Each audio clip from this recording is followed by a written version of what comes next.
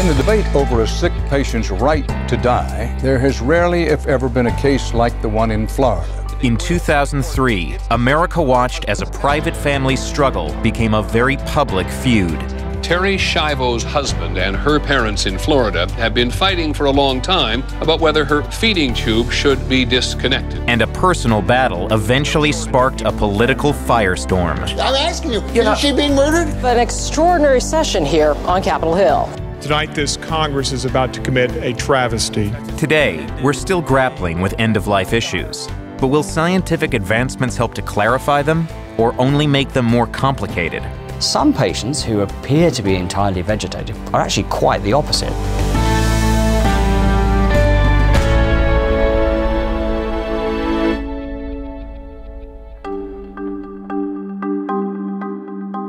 Terri Schiavo's case started long before the cameras appeared. It was February of 1990 when the 26-year-old suffered a cardiac arrest. She went several minutes without oxygen from her collapse and experienced a profound brain injury. The first couple days, doctors didn't know if she was going to live or die. Lack of oxygen left Schiavo with severe brain damage and in what doctors call a persistent vegetative state, or PVS, a condition in which the parts of the brain that control thinking and awareness are damaged or destroyed. Only the brainstem, which controls basic reflexes like breathing, remains. Initially, Terri's husband and parents cared for her together, exploring potential treatments and rehabilitation. But 4 years after her collapse, Michael Schiavo says doctors gave him a grim prognosis. It was to a point where Terri wasn't going to function. There was nothing more, and they told us. Her mother was sitting right there at the time. There was nothing more they can do for Terri. In 1998, Michael Schiavo petitioned to have his wife's feeding tube removed, saying she had told him and others she wouldn't want to live in this condition. Her parents, Bob and Mary Schindler, fought desperately to keep her alive, insisting that removing her feeding tube would be tantamount to murder. People think Terri was in a coma, she was brain dead, that she was terminal. Terri was not dying. Terri had a profound brain injury, and our family wanted to care for her just the way she was. With no living will expressing her wishes, it was up to the state courts to decide Terri's fate.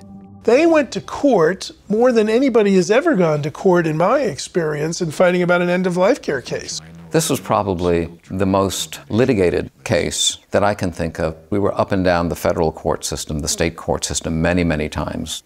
At least 19 judges heard the case through various appeals, and the decisions were all ultimately in Michael Schiavo's favor, going back to the original court ruling that said that there was clear and convincing evidence that Terri would not want to be kept alive and that her feeding tube should be removed. She told me what she wanted, and the courts heard it over and over and over again. For Terri's parents, the legal decisions were devastating. They appealed to the media and the public. Please, please, please save my little girl. They became a cause. They got picked up by talk radio. They had religious groups weighing in on their behalf. Spare this innocent child. There was a fear across the board of euthanasia, assisted suicide, abortion, and abandonment of the disabled, if you will. That's what a lot of the motives were that drove those who rallied to the side of Terri's parents. To deliberately starve her to death is an act of cruelty, and ultimately it's murder itself. Terri touched a nerve with so many people because they saw a family that was willing and wanting to care for her. They didn't understand why they weren't being allowed to do that. On both sides, let Terri live! Emotions ran high. No one would want to live this way. 20 times in court, 20 times. This is the Roe versus Wade of euthanasia. I used to say, what are these people doing? Why Terri? People's feeding tubes are removed every day. To this day, I don't know why, but it was very surreal. Should Terri Schiavo live or die? What evidence is there that this woman has any brain function or not? Michael Schiavo believes the media fanned the flames, especially after the Schindlers released a series of videos that they said proved Terri was conscious and aware. But Kaplan says the videos were misleading.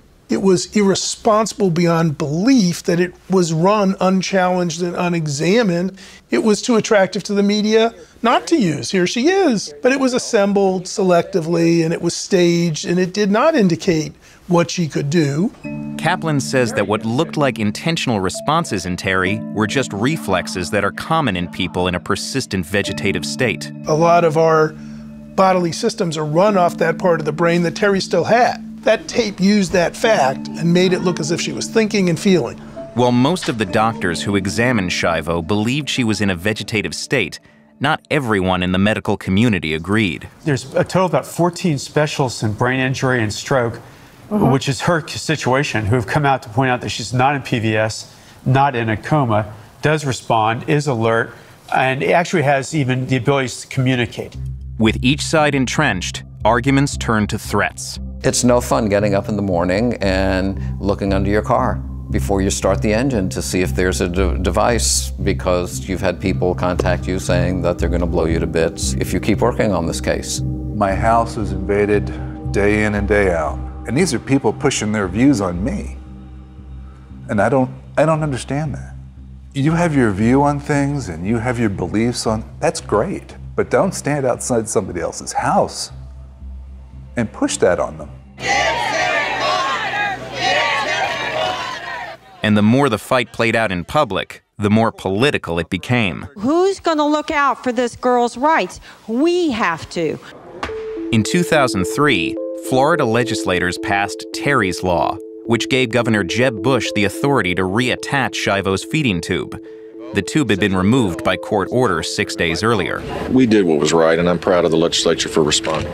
The state law was eventually found to be unconstitutional, but in 2005, the fight moved to Capitol Hill. There are extraordinary events happening in Washington tonight as the U.S. Congress and President move toward passing a law before morning to intervene in the case of Terri Schiavo. By then, Schiavo's feeding tube had been removed again. If we do not act, she will die of thirst. Conservative lawmakers led the charge to pass a law that would give Terri's parents the chance to continue their fight in federal court.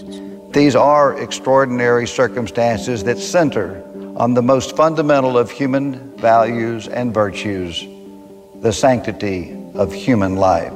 Opponents argued that politicians had no place interfering in personal medical decisions. Do we really want to insert ourselves in the middle of families' private matters all across America? This Congress should respect the law and the rulings of courts and not trample the Constitution. After a late-night emergency session of Congress, for the relief of the parents of Teresa Marie Schiavo, the bill came to a vote. 203 yeas, 58 nays. Bill is passed, and without objection, the motion reconsidered is laid upon the table.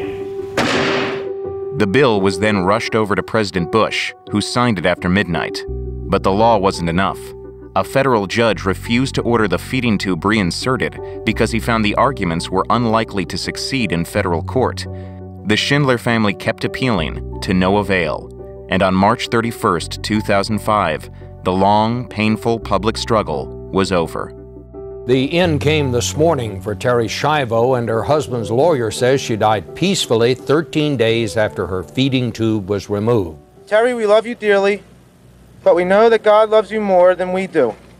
We must accept your untimely death as God's will. Schiavo's autopsy eventually confirmed what had been so hotly contested for years in court proceedings. The damage to her brain had been massive and irreversible. Today, 9 years after Schiavo's death, while we are still struggling with end-of-life issues, advanced brain imaging is helping scientists better understand the minds of people who are unable to communicate, and they're finding some surprising and unexpected results. It might be possible, in some of these cases, that what you see is not what you get. Dr. Adrian Owen is a neuroscientist who is using brain scans to search for glimmers of consciousness in patients who've been diagnosed in a vegetative state. He says it wouldn't have worked with Terri Schiavo, but his method has shown promise with some patients. Owen puts them in a high-tech scanner and asks them to imagine doing certain activities, like playing tennis or moving around their home. We're trying to get the patient to do something when we ask them to do it. But of course they can't move because that's part of the diagnosis of vegetative state. Now, our question was, well, can some of these patients do it with their brain? I want you to imagine playing tennis only if the answer to the question is yes. Does your sister, Jen, have a daughter? We're going to start the scan now. Imagine. He looks to see if his question will activate a specific part of the brain. That's pretty good. I mean, he's got this whole band of activity. Stephen, we can see your brain lighting up when you're trying to answer the question. Even though the sample size is small, Owen's work has garnered attention from the scientific community. He found that nearly 20% of the patients he's tested, patients who meet the criteria for being vegetative, have shown signs of awareness, including some, like Stephen, who seem to answer simple yes or no questions using only their minds. For now, Owen is avoiding the toughest question of all. We really haven't got to the point of asking really tricky ethical questions like, do you want to live or die? And in part that's because the appropriate ethical frameworks aren't yet in place for deciding what we would do with that information. Almost all of the patients who've shown evidence of awareness have suffered from trauma or blows to the head, not oxygen deprivation like Schiavo. But Bobby Schindler says the extent of her injuries wouldn't have made a difference to his family. I think it's important to also understand that none of this mattered to my family in this battle. It didn't matter to us if Terri never improved from her condition. We loved her unconditionally. We loved her that way. The family of a little girl left on life support after tonsil surgery goes horribly wrong gets a really powerful ally. Today, Schindler and his family remain in the public eye.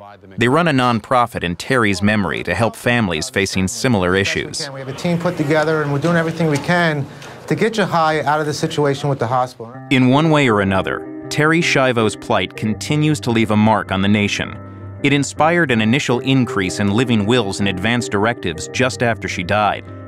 And in 2007, she ranked just below Mother Teresa and Oprah on a list of people who moved us most in the last quarter century. I think the country have learned something. I hope they say, remember the Terri Schiavo story. What do you want me to do if something happens to you? And I'm hoping that's Terri's legacy. So now she's at peace. She has what she wanted. And as her gravestone says at the bottom, I kept my promise.